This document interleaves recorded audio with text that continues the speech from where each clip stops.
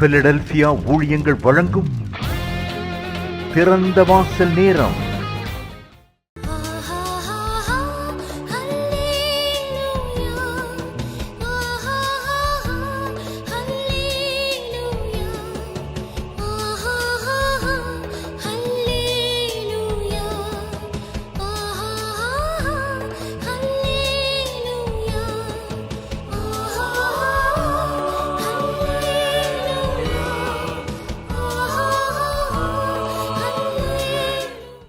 ஆண்டவராகிய இயேசு கிறிஸ்துவின் நாமத்தினால பிலதெல்பியா ஊழியங்களின் சார்பாக உங்களை நாங்கள் வாழ்த்துகிறோம். இந்த நாளிலும் இந்த தொலைக்காட்சிக்கு முன்பாக பார்த்து கொண்டு இருக்கிற தேவ பிள்ளைகள் உங்களுடைய வாழ்க்கையில், உங்களுடைய குடும்பத்தில் கர்த்தர் அற்புதங்களை செய்யும்படியாக இயேசு கிறிஸ்துவின் நாமத்தினால கர்த்தருடைய ஊழியக்காரனாகி நான் உங்களை ஆசீர்வதிக்கிறேன். கர்த்தருடைய வார்த்தைகளின் நிமித்தமாக கர்த்தருடைய வார்த்தைக்கு செவி கொடுக்கும் பொழுது கர்த்தர் அவருடைய அற்புதங்களை அவர் நம்முடைய வாழ்க்கையில் செய்கிறவராக இருக்கிறார். தொடர்ந்து ஒவ்வொரு வாரமும் கர்த்தருடைய வார்த்தைகளின் நிமித்தமாக அநேக தேவ பிள்ளைகள் ஆசீர்வதிக்கப்பட்டு கொண்டு இருக்கிறார்கள். இன்றைக்கும் கர்த்தர் அவருடைய வார்த்தையின் மூலமாக உங்களுடைய வாழ்க்கையில், குடும்பத்தில் ஒரு பெரிய காரியங்களை செய்வாராக விசுவாசத்தோடு காத்து கொண்டு இருப்போம். இன்றைக்கும் செய்தியினுடைய தலைப்பு, அடிமைத்தனத்திலிருந்து கர்த்தர் விடுதலையை கொடுக்கிறார். அடிமைத்தனத்திலிருந்து கர்த்தர் விடுதலையை கொடுக்கிறவராக இருக்கிறார். இஸ்ரவேல் ஜனங்களுடைய வாழ்க்கை ஆரம்பிக்கப்படும் பொழுது 430 வருடங்கள் அவர்கள் எகிப்து தேசத்தில் அடிமைகளாக இருந்தார்கள். 430 வருடங்கள் அடிமைகளாக இருந்து தன்னுடைய வாழ்க்கையில் அவர்கள் பல வேதனைகளை, இன்னல்களை சகித்தார்கள். ஆனால் கர்த்தர் அந்த அடிமைத்தனத்திலிருந்து விடுதலையாக்கி அவர்களை கொண்டு வந்து அவர்களை பெரிய ராஜ்யங்களையும் ஆசீர்வாதங்களையும் கொடுத்து ஒரு பெரிய ஆசீர்வதிக்கப்பட்ட சந்ததியாக எண்ண முடியாத அளவுக்கு, கடற்கரை மணல் அத்தனை அளவுக்கு கர்த்தர் இன்றைக்கும் பெருக செய்து கொண்டிருக்கிறார். இன்றைக்கு கர்த்தர் அதே வார்த்தையை உங்களுக்கு சொல்லுகிறார். இன்றைக்கு எந்த காரியத்தில், எந்த பிரச்சனையில் நீங்கள் அடிமைப்பட்டு கொண்டிருந்தாலும் அந்த அடிமைத்தனத்திலிருந்து கர்த்தர் விடுதலையாக்க போகிறார் என்ற விசுவாசத்தோடு, தைரியத்தோடு, நம்பிக்கையோடு கர்த்தருடைய வார்த்தையை நாம் கேட்போம். கர்த்தர் நம்மை ஆசீர்வதிக்கிற தேவனாக இருக்கிறார். 2 ராஜாக்களின் புஸ்தகம் 18வது அதிகாரத்தில் எசேக்கியா என்ற ராஜாவை குறித்து நாம் வேதத்தில் பார்க்கும் பொழுது, இந்த எசேக்கியா ராஜா தேவனுக்கு மிகவும் பிரியமான ஒரு மனிதனாக இருந்தார். பெரிய ராஜாவாக இருந்தாலும், யூதா தேசத்தினுடைய ஒரு பெரிய ராஜாவாக இருந்தாலும், தேவனுக்கு பிரியமான ஒரு மனிதனாக அவன் தன்னுடைய ராஜ வாழ்க்கையை அவன் ஆரம்பிக்கும் பொழுது கர்த்தர் அவன் மீது மிகவும் பிரியமாக இருந்தார். அவன் ராஜாவாகும் பொழுது நடந்த காரியத்தை நாம் பார்க்கும் பொழுது 2 ராஜாக்களின் புஸ்தகம் 18வது அதிகாரம் 5வது வசனத்திலிருந்து வாசிக்கும் பொழுது, அவன் இஸ்ரவேலின் தேவனாகிய கர்த்தரின் மேல் வைத்த நம்பிக்கையிலே அவனுக்கு பின்னும் அவனுக்கு முன்னும் இருந்த யூதாவின் ராஜாக்களில் எல்லாம் அவனைப் போல் ஒருவனும் இருந்ததில்லை. அவன் கர்த்தரை விட்டு பின்வாங்காமல் அவரை சார்ந்திருந்து கர்த்தர் மோசேக்கு கற்பித்த அவருடைய கற்பனைகளை கை கொண்டு நடந்தான். ஆகையால் கர்த்தர் அவனோடு இருந்தார். அவன் போகிற இடம் எங்கும் அவனுக்கு அனுகூலமாயிற்று. அவன் அசிரியா ராஜாவை சேவிக்காமல் அதிகாரத்தை தள்ளிவிட்டான். எசேக்கியா ராஜா அசிரியா ராஜாவை சேவிக்காமல் அவனுடைய அதிகாரத்தை தள்ளிவிட்டான். யூதாவின் ராஜாவாகிய எசேக்கியாவை பார்க்கிறோம். இந்த அசிரியா ராஜா மிக பெரிய ஒரு ராஜாவாக இருந்தான். அவனுடைய ஆளுகை பல தேசங்களில் இருந்தது.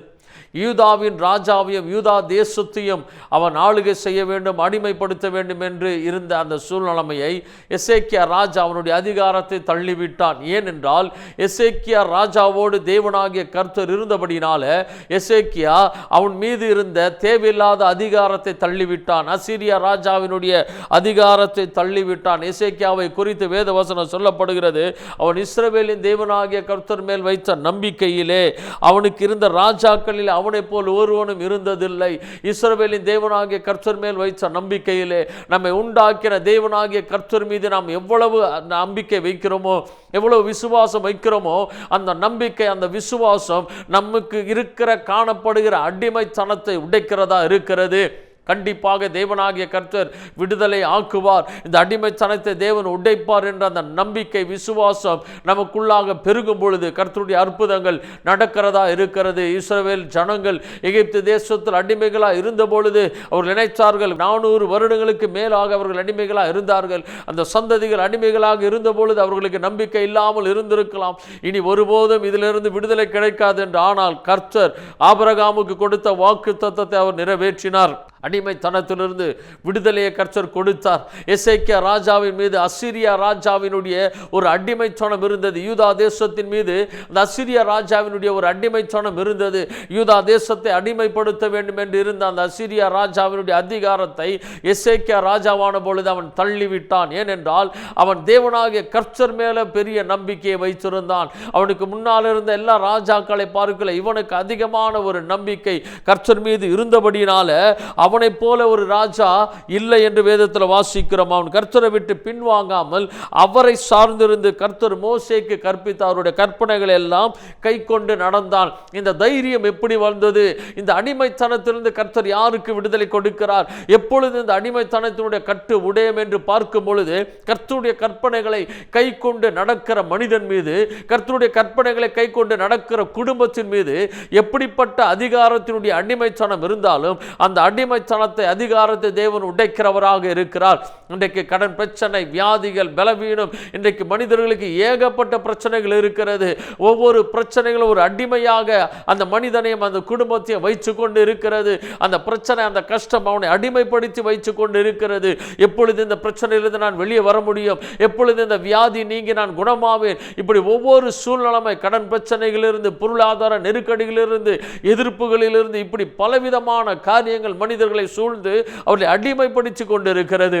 ஆனால் தேவனாகிய கர்த்தரை சார்ந்து கொண்டு அவர் மீது நம்பிக்கை வைத்து அவர் மீது விசுவாசம் வைத்துக் கொண்டு இருக்கிற தேவ பிள்ளைகளுடைய வாழ்க்கையில தேவன் இந்த அடிமைத்தனத்தின் கட்டுகளை உடைக்கிறவராக இருக்கிறார். அந்த அடிமைத்தனத்திலிருந்து தேவன் விடுதலை கொடுக்கிறவராக இருக்கிறார். எசேக்கியா இவன் ஒரு பெரிய ராஜாவாக இருந்தாலும் அவன் தன்னுடைய ராஜ மேன்மையை அவன் நம்பிக்கையாக வைக்காமல், தான் பெரிய ராஜா என்ற ஒரு பெரிய நம்பிக்கை அவனுக்கு இல்லாமல், தன்னை உண்டாக்கின தேவனாகிய கர்த்தர் மீது அவன் நம்பிக்கை வைத்து தேவனாகிய கர்த்தரை அவன் சார்ந்து கொண்டபடினால அவன் மீது இருந்த எல்லா அதிகாரங்களையும் அவன் தள்ளிவிட ஆரம்பித்தான். அவன் யாருக்கும் அடிமையாக இருக்க வேண்டிய அவசியம் இல்லை என்பதை அவன் உணர்ந்து கொண்டான். எந்த ராஜாவும் எந்த ஆளுகையும் என் மீது அடிமையாக இருக்க தேவையில்லை என்பதை எசேக்கியா உணர்ந்தான். ஏனென்றால் அவன் கர்த்தராகிய தேவன் மீது நம்பிக்கை வைத்திருந்தான். அவருடைய கற்பனைகளை அவன் கை கொண்டு நடந்தான். தேவனாகிய கர்த்தர் மோசேக்கு கற்பனைகளை கொடுத்தார். இஸ்ரவேல் ஜனங்கள் எப்படி அவரை தேட வேண்டும், இஸ்ரவேல் ஜனங்கள் தேவனாகிய கர்த்தரை எப்படி பின்பற்ற வேண்டும் என்ற கற்பனைகளை தேவன் மோசேயின் மூலமாக இஸ்ரவேல் ஜனங்களுக்கு கொடுத்தார். தேவனுடைய கற்பனைகளை கை கொண்டு நடக்கிற ஜனங்களுக்கு எப்பொழுதுமே தேவனாகிய கர்த்தர் விடுதலையை கொடுக்கிறவராக இருக்கிறார். ஒரு மனிதனுடைய வாழ்க்கையில மிக முக்கியமானது ஒரு விடுதலை. அவனுக்கு எல்லாம் இருந்தும் விடுதலை இல்லாமல் இருந்தால் எல்லாம் இருந்தும் வீணாய் போகும். ஆனால் விடுதலை மாத்திரம் அவனுக்கு இருக்கும் என்றால் அவன் எல்லாவற்றையும் சம்பாதித்துக் கொள்ள முடியும், எல்லாவற்றையும் அவனால் பெற்றுக்கொள்ள முடியும். எனவே கர்த்தராகிய தேவன் அவரை நம்பி வருகிற ஜனங்களுக்கு, அவரை தேடுகிறவர்களுக்கு அவர் விடுதலை கொடுக்கிறவராக இருக்கிறார். பாவத்திலிருந்து விடுதலை, சாபத்திலிருந்து விடுதலை, அடிமைத்தனத்திலிருந்து விடுதலை, கடன் பிரச்சனையிலிருந்து விடுதலை, வியாதியிலிருந்து, பலவீனத்திலிருந்து, ஒவ்வொரு பிரச்சனைகளிலிருந்து தேவன் விடுதலையை கொடுக்கிறவராக இருக்கிறார். வேதத்தில் வாசிக்கிறோம், குமாரன் உங்களை விடுதலையாக்கினால் மெய்யாகவே விடுதலையாவீர்கள். ஆண்டவராக இயேசு கிறிஸ்து விடுதலை ஆக்கினால் அது மெய்யான விடுதலை. எந்த பிரச்சனை, எந்த கஷ்டத்திலிருந்து கர்த்தர் விடுதலை கொடுக்கிறாரோ அது மெய்யான விடுதலை. மறுபடியும் அந்த பிரச்சனையும் கஷ்டத்தையும் நாம் பார்க்க போவதே கிடையாது. சத்தியத்தையும் அறிவீர்கள், சத்தியம் உங்களை விடுதலையாக்கும். கர்த்தருடைய கற்பனைகளை கை கொண்டு நடக்கிறவர்களுக்கு சத்தியத்தினுடைய விடுதலையை தேவன் கொடுக்கிறவராக இருக்கிறார். கர்த்தருடைய ஆவி எங்கேயோ அங்கே விடுதலையும் உண்டு. கர்த்தருடைய ஆவியானவர் இருக்கிற இடத்துல அங்கு விடுதலையை கர்த்தர் கட்டளை இடுகிறவராக இருக்கிறார். எசேக்கியா ராஜாவின் மீது இருந்த அந்த அசீரியா ராஜாவினுடைய அதிகாரத்தை தேவன் உடைத்தார். எசேக்கியா அந்த அசீரியா ராஜாவிற்கு பயப்பட முடியாது என்று சொல்லிவிட்டான். அவருடைய அதிகாரத்தை தள்ளிவிட்டான். அசீரியா ராஜா ஒரு மிகப்பெரிய ராஜா, ஒரு பெரிய தேசத்தின் ராஜா, பல தேசங்களை ஜெயித்தவன். அவனுடைய பார்வைக்கு யூதா தேசம் மிக மிக ஒரு சாதாரணமான ஒரு சின்ன தேசம்தான். அவன் நினைத்தால் அவன் சர்வ சாதாரணமாக ஜெயிக்கக்கூடிய ஒரு சின்ன நாடு தான் யூதா நாடு. ஆனால் அந்த யூதாவின் ராஜாவாகிய எசேக்கியாவுக்கு ஒன்று தெரியும், என்னுடைய தேசம் சிறியதா இருந்தாலும், என்னுடைய ராணுவம் குறைவாக இருந்தாலும், என்னை உண்டாக்கின தேவனாகிய கர்த்தர் என்னோடு கூட இருக்கிற தேவன், அவர் சர்வ வல்லமை உள்ள தேவனாகிய கர்த்தர். எனவே நான் பயப்பட வேண்டிய அவசியம் இல்லை என்பதை எசேக்கியா உணர்ந்தான். தேவனுக்கு பிரியமான ஒரு மனிதனாக எசேக்கியா ராஜா இருந்தான். கர்த்தருடைய கற்பனைகளை கை கொண்டு நடந்தான். இன்றைக்கு கர்த்தருடைய வார்த்தைகளை கை கொண்டு நடக்கிற தேவ பிள்ளைகள் உங்களுடைய ஒவ்வொருத்தருடைய வாழ்க்கையிலும் உங்கள் மீது இருக்கிற எந்த ஆளுகை அதிகாரங்களை, நீங்கள் எந்த விதமான அடிமைத்தனம் உங்கள் மீது இருந்தாலும் கர்த்தர் அந்த அடிமைத்தனத்தை அடிமைத்தனத்தின் கட்டுகளை உடைக்கிற தேவனா இருக்கிறார். நான் அவன் மேல் இருக்கிற நுகத்தை முறித்து போடுவேன் என்று ஆண்டவர் சொல்ல இருக்கிறார். அந்த நுகம், அடிமைத்தனத்தின் நுகத்தை தேவனாகிய கர்த்தர் உடைக்கிறவராக இருக்கிறார். எப்படி என்றால், அவர் மீது, தேவனாகிய கர்த்தர் மீது நம்பிக்கை வைத்து அவருடைய வசனத்தை கை கொண்டு நடக்கும் பொழுது அவர் அடிமைத்தனத்தை உடைக்கிறவராக இருக்கிறார். அது மாத்திரமல்ல, அந்த 7வது வசனம் சொல்லப்படுகிறது, ஆகையால் கர்த்தர் அவனோடு இருந்தார், அவன் போகிற இடம் எங்கும் அவனுக்கு அனுகூலமாயிற்று. கர்த்தர் அவருடைய கற்பனைகளை யாரெல்லாம் கை கொண்டு நடக்கிறார்களோ, அவருடைய வசனத்தை யாரெல்லாம் கை கொண்டு நடக்கிறார்களோ, அவர்களோடு தேவனாகிய கர்த்தர் வாசமா இருக்கிறார்.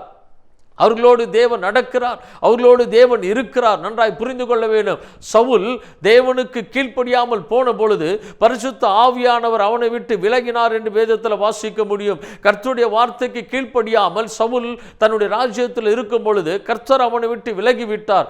ஆனால் தாவீதோடு கர்த்தர் இருந்தார். தாவீது கர்த்தருடைய வார்த்தைகளை, கற்பனைகளை கை கொண்டு நடந்தபடினால அவனை ஒரு நிரந்தரமான ஒரு ராஜாவாக கர்த்தர் தாவீதை வைத்தார். அதே போலதான் எசேக்கியா ராஜா தேவனுக்கு பிரியமாய் நடந்து கொண்டு கர்த்தருடைய கற்பனைகளை அவன் கை கொண்டு நடந்தபடினால கர்த்தர் அவனோடு கூட இருந்தார். மிக முக்கியம் அதுதான். நம்மை உண்டாக்கின தேவனாகிய கர்த்தர் நம்மோடு கூட எப்பொழுதுமே இருக்க வேண்டும். ஆண்டவராகிய இயேசு கிறிஸ்து இந்த பூமியில வந்து பரலோக ராஜ்யத்திற்கு அவர் எடுத்துக்கொள்ளப்படும் பொழுது நம்முடைய பாவங்களுக்காக அவர் ரத்தம் சிந்தி மரித்து 3ஆம் நாள் அவர் உயிரோடு எழும்பினார். 40 நாட்கள் உயிரோடு எழும்பி சீஷர்களுக்கு தன்னை காண்பித்தார் என்று வேதத்தில் வாசிக்க முடியும்.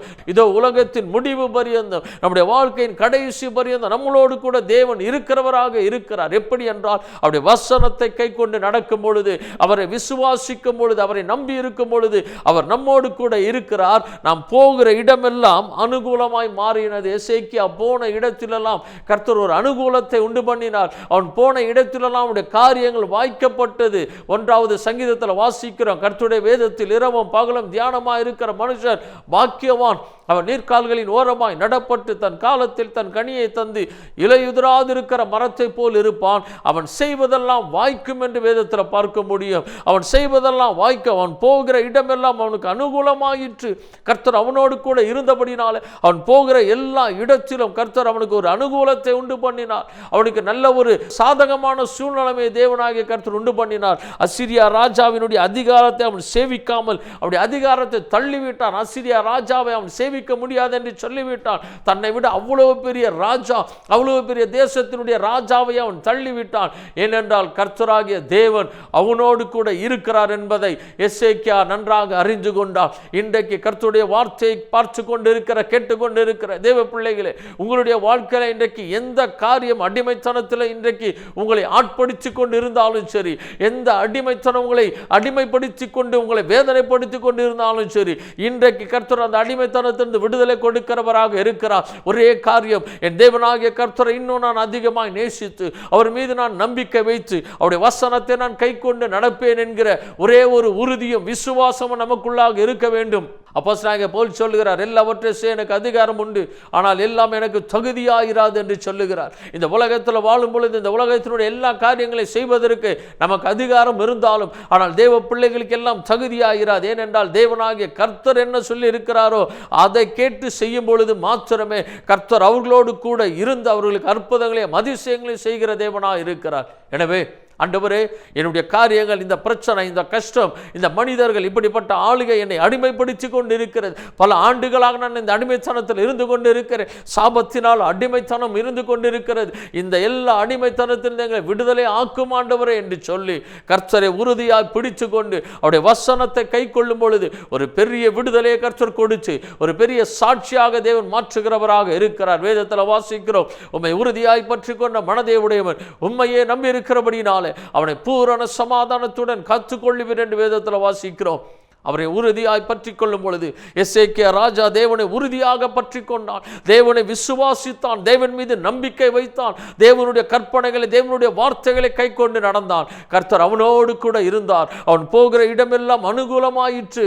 அவன் அசீரியா ராஜாவை சேவிக்காமல் அவனுடைய அதிகாரத்தை தள்ளிவிட்டான். இன்றைக்கு எந்த அடிமைத்தனம் உங்கள் மீது இருந்தாலும் சரி, அந்த அடிமைத்தனத்தை தேவனாகிய கர்த்தர் இப்பொழுதே உடைத்து போட்டு உடைய வாழ்க்கையில், குடும்பத்தில் ஒரு பெரிய விடுதலை கர்த்தர் கட்டளையிட போகிறார்.